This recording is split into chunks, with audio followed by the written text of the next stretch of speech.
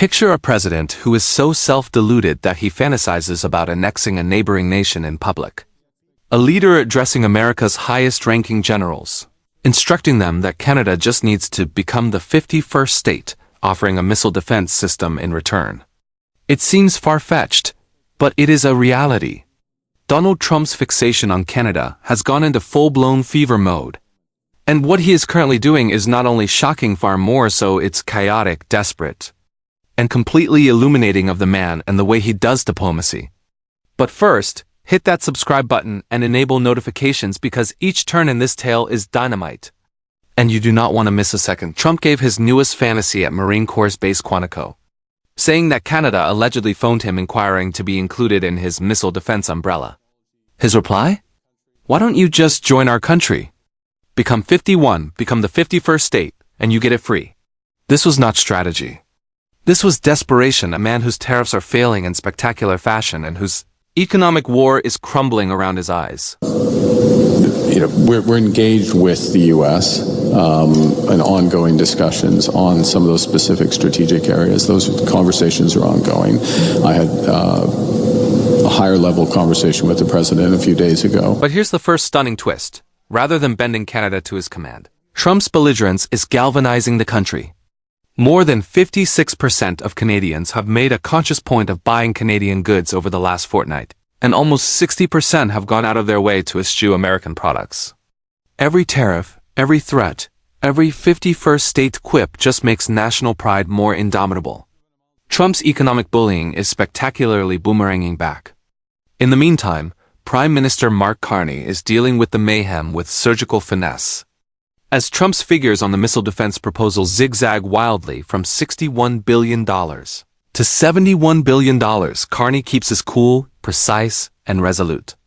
When Trump attempted to barter sovereignty like a corporate transaction, Carney answered with 5 firm nevers, showing precisely how one should stand up to a bully with craft rather than drama. The second surprise comes, even Trump's own envoy, Pete Huckstra, had declared publicly that the talk of the 51st state was months ago. And Trump simply ignores this, recounting his delusions as if reality, diplomacy, and facts are discretionary. As the world observes, Trump's theatrics are in full bloom, underlining a deep disconnect from reality. Canada's response is not just talk, it's strategy. Carney is forging international alliances, greeting world leaders, and making long-term security for Canada. At home, Canadians are rallying around a leader that remains calm and capable in the face of bullying. Each attempt Trump makes to bully is not isolating Canada, it's reinforcing Carney's leadership and credibility. And while Trump daydreams about annexation, Canada quietly further strengthens its position.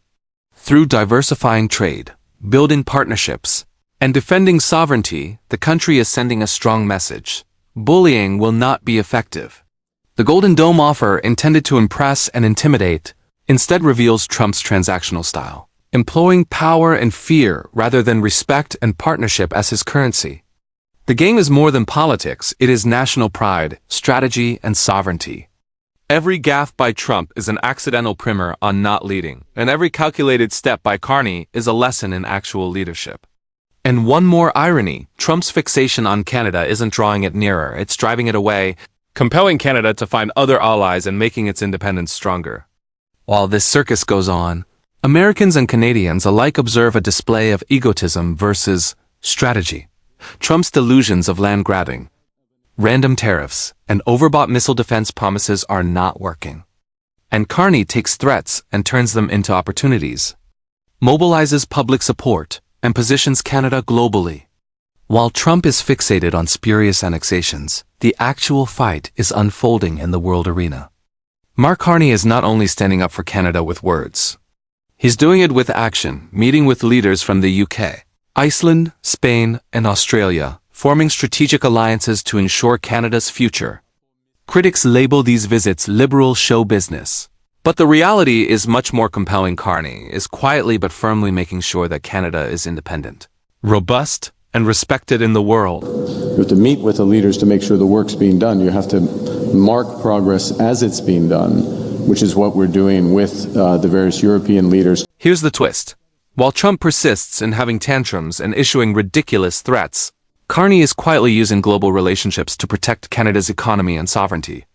Every diplomatic summit, every handshake, every partnership created is a subtle counterpunch to Trump's antics.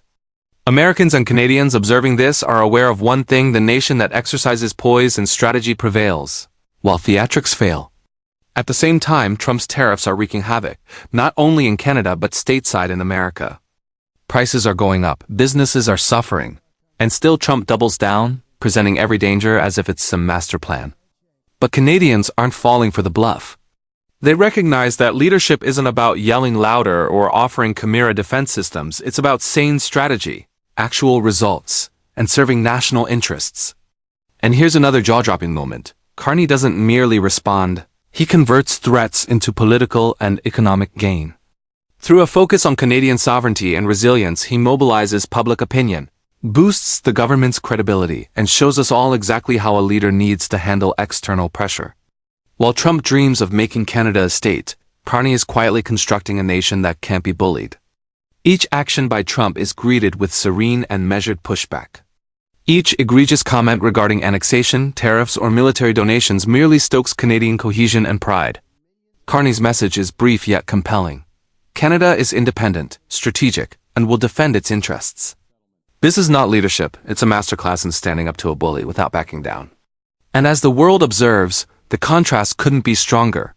Trump, desperate and erratic, grasping at fantasies and theatrics. Carney, steady and determined, transforming chaos into opportunity, making sure that Canada survives not just barely, it flourishes. Every diplomatic victory, every global partnership, and every soothing declaration is another police to Trump's myth. At the close of this section, one thing is certain: Trump's fixation with territorial fantasies and tariffs isn't getting him what he desires. Rather, it's highlighting his failures, solidifying Canadian determination, and demonstrating to the world that true power lies in strategy, planning, and principled leadership, not theatrics or ego. While Trump continues to preoccupy himself with annexing Canada, the actual story unfolds on the ground and around the globe. Canada isn't merely holding its ground. It's gaining strength, resilience, and alliances no tantrum nor threat can dislodge. Foreign Affairs Minister Anita Anand has served up Canada's strategy in plain language: defense and security, economic resilience, and fundamental national values. While Trump daydreams of conquest, Canada is working behind the scenes with European allies and with Australia on Arctic defense systems to ensure sovereignty is unassailable. As we have with the auto sector, for example, and we will also work to diversify our trading relationships so that there is even greater opportunity for Canadian firms and Canadian workers to benefit from multilateral trade relationships. Here's the surprise twist: 75 to 80% of Canadian exports remain headed to the U.S. But Canada is systematically lowering dependence by creating new trade relationships with Indonesia, Mexico, and more. Each handshake, each signed contract, each strategic maneuver challenges Trump's unpredictable threats. As he fulminates about a 51st state, Carney and his group are converting chaos into possibility, showing leadership through serenity, measured action. Trump's fixation reveals a perilous disconnect not with Canada, but with reality. His own Republican Party would never endorse Canadian statehood, yet he continues, disregarding political realities, public sentiment, and national pride. His Quantico audience, the generals, listened in stone silence, America's best military minds unmoved by his drama. At the same time, Canada turns every threat into triumph.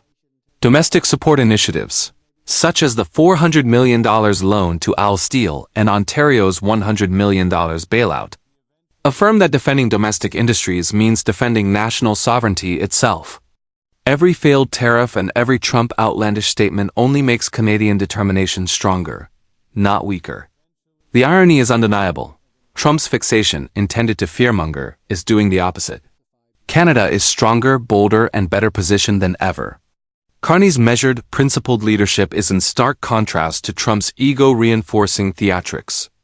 As one dreams up conquest, the other forges alliances, fortifies industry, and safeguards the future of the country.